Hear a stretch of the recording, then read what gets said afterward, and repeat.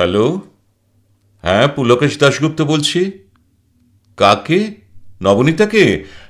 হ্যাঁ আছেন, তবে বাথরুমে আছেন। একটা খবর দিতে চান? হ্যাঁ হ্যাঁ, আমি নিশ্চয়ই বলে দেব। কি? কার কথা বলছেন? সমরজিৎ? ও,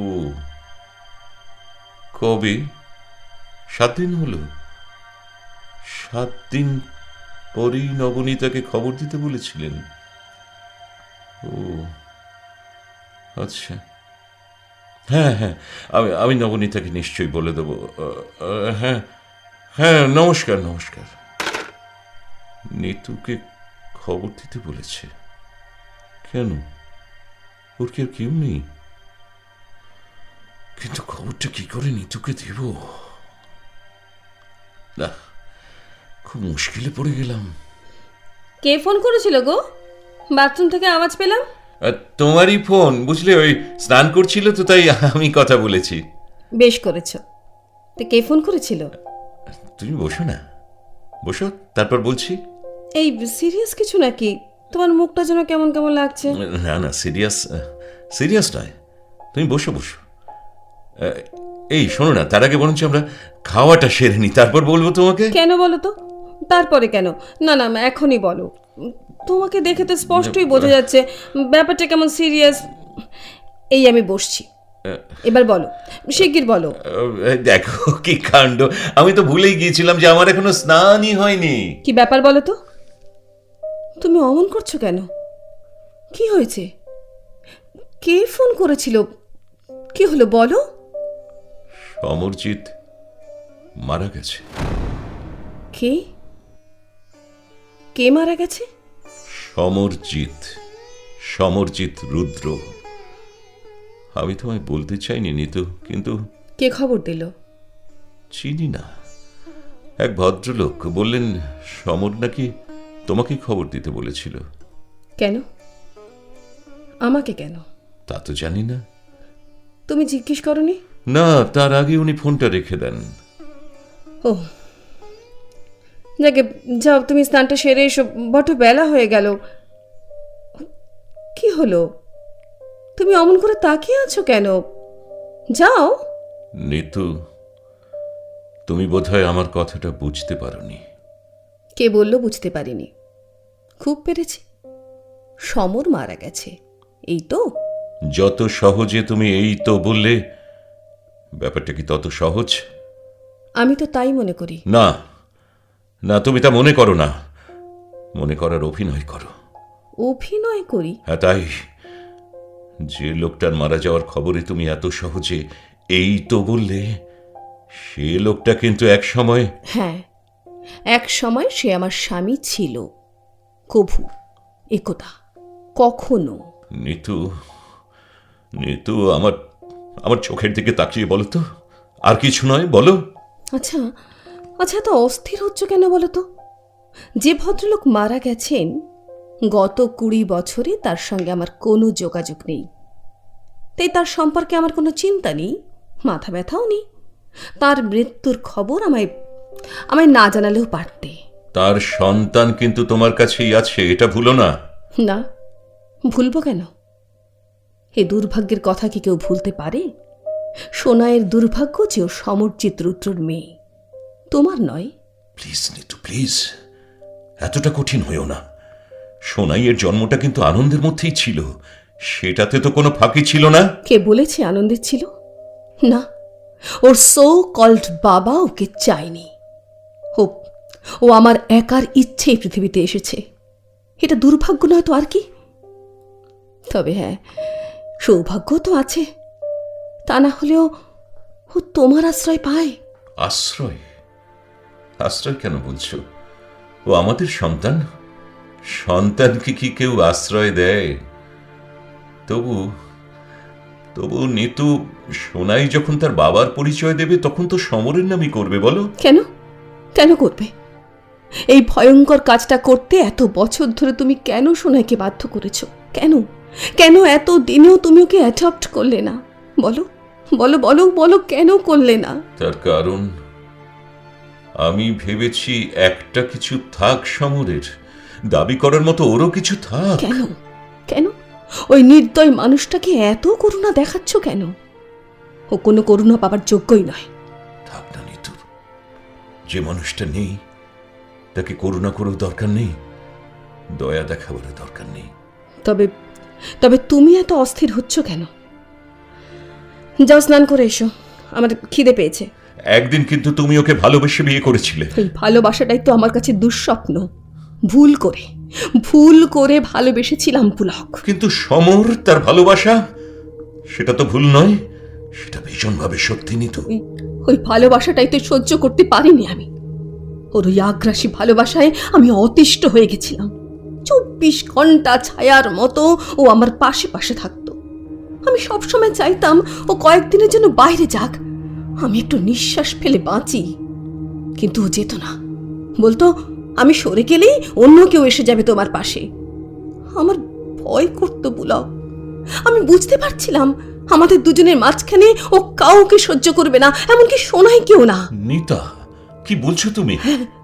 হ্যাঁ, যেদিন থেকে ও জানতে পারলো যে আমি মা হব, সেদিন থেকেই ও বদলাতে শুরু করলো। সমানে বলতো, আর তুমি আমায় ভালোবাসবে না, এবার আমি পর হয়ে গেলাম। আমি বলতাম, তা কেন, আমি তোমাদের দুজনকেই ভালোবাসবো। ও চেঁচিয়ে উঠতো, না, আমি তোমাকে কারোর সঙ্গে শেয়ার করব না, কারোর সঙ্গে না। কি বলছো নিতু? আমি ভয় পেয়েছিলাম পুলক, ভীষণ ভয় পেয়েছিলাম। যখন মদের বোতল খুলেও বিড়বিড় করছিল, শেয়ার করব না, কিছুতেই শেয়ার করব না, তখন ভয়ে আমার হাত পা ঠান্ডা হয়ে গিয়েছিল। তখন শুধু ভেবেছি কি করে বাচ্চাটাকে বাঁচাবো। কি হলো পুলক, তুমি আমার দিকে অমন করে তাকিয়ে আছো কেন? ভাবছি ও তোমাকে কি ভীষণ ভালোবাসতো। আমি তো সেরকম পারলাম না নিতু। আমি কেন সমরের মতো ভালোবাসতে পারলাম না? না, তুমি আমায় সমরের মতন ভালোবাসবে না। ওর ভালোবাসার হাত থেকে বাঁচবো বলেই তো যখন ও মদের নেশায় হাবুডুবো, তখন ছোট্ট সোনাইকে বুকে করে রাতের অন্ধকারে পালিয়ে এসেছিলাম বাবার কাছে, আর ফিরে যাইনি। তবু একেবারে ছাড়াছাড়ির আগে আর একবার চেষ্টা করলে পারতে নিতু। তুমি এই কথা বলছো? হ্যাঁ, ওর কাছে ফিরে গেলে আমি সোনাইকে বাঁচাতে পারতাম। ও তো মেরে ফেলতো সোনাইকে। পুলক, সোনাই আমার জীবনের ওয়েসিস। ওকে বুকে নিয়ে অনেক কিছু ভুলেছি আমি, অনেক অবিচার, অনেক কষ্ট, অনেক লাঞ্ছনা। তারপর তুমি দয়া করে এসেছো আমার পাশে, বাঁচিয়েছো আমাদের মা মেয়েকে। এ কথা বলো না নিতু, এ কথা বলো না।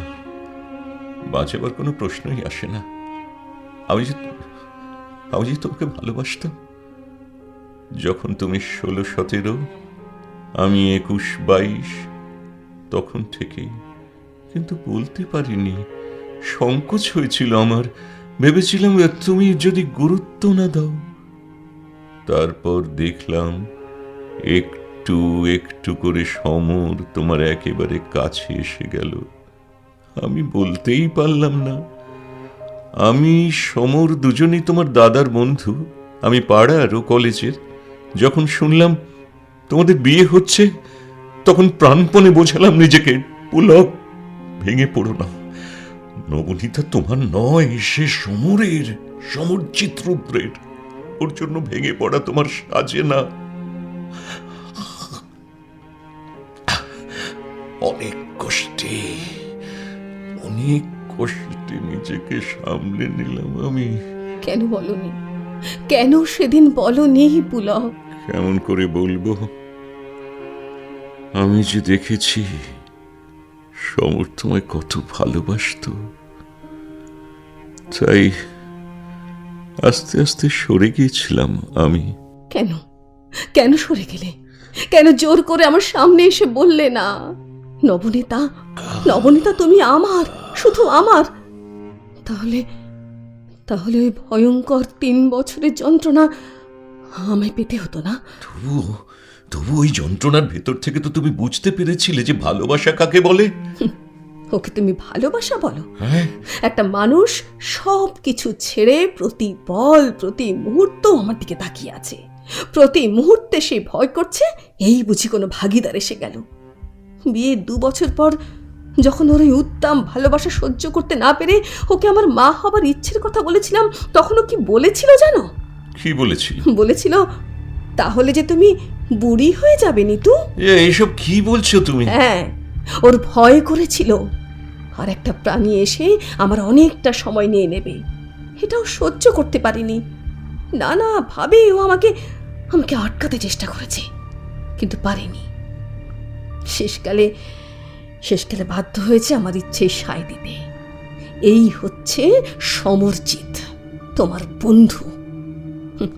আজ আজ তার মারা যাবার খবরে তুমি আমায় কাঁদতে বলছো? No, never. ওর কাছ থেকে অনেক চোখের জল ফেলেছি, আর না, আর কিছুতেই না। কিন্তু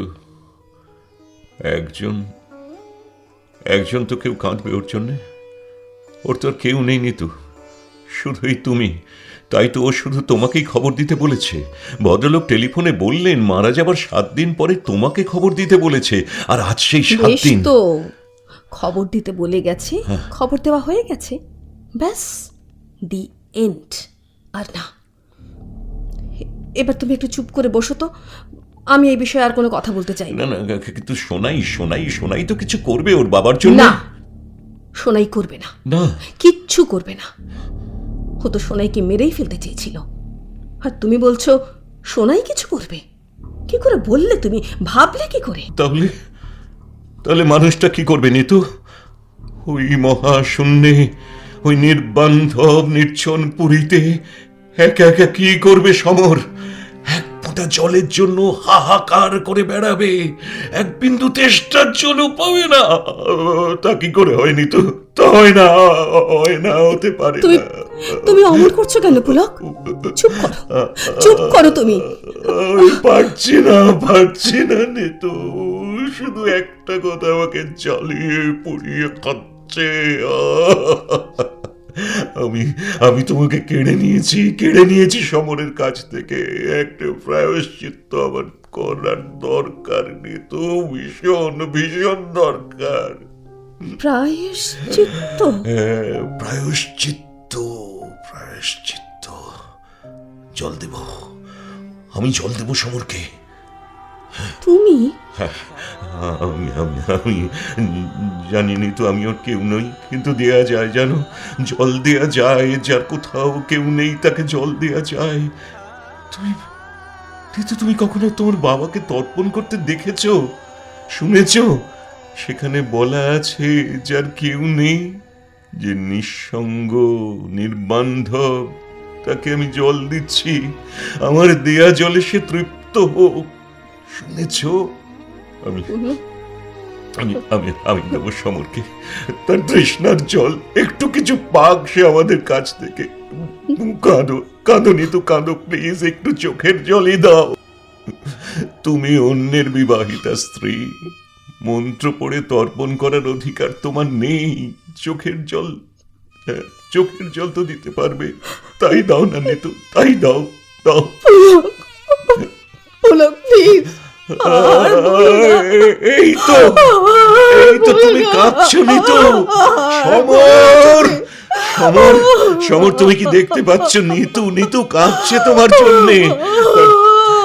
তার চোখের জলে তোমার জ্বলে পুড়ে খাক হয়ে যাওয়া বুকটার জ্বালা জুড়োক। তার চোখের জলে তোমার তৃষ্ণা মিটুক।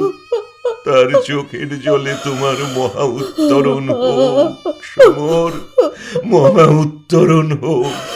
কাঁদো নিতু, প্রাণ ভরে কাঁদো।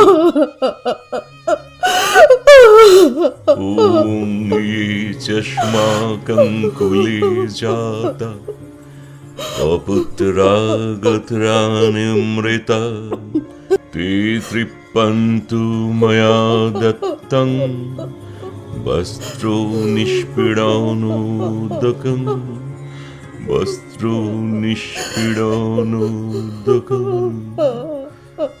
যারা অতীতের বান্ধব, অবান্ধব, অনাত্ম আত্মীয়, যারা অন্য পূর্ব জন্মে বান্ধব ছিল, তারা সবাই সবাই আমার দেওয়া জলের দ্বারা তৃপ্ত হোক, তৃপ্ত হোক।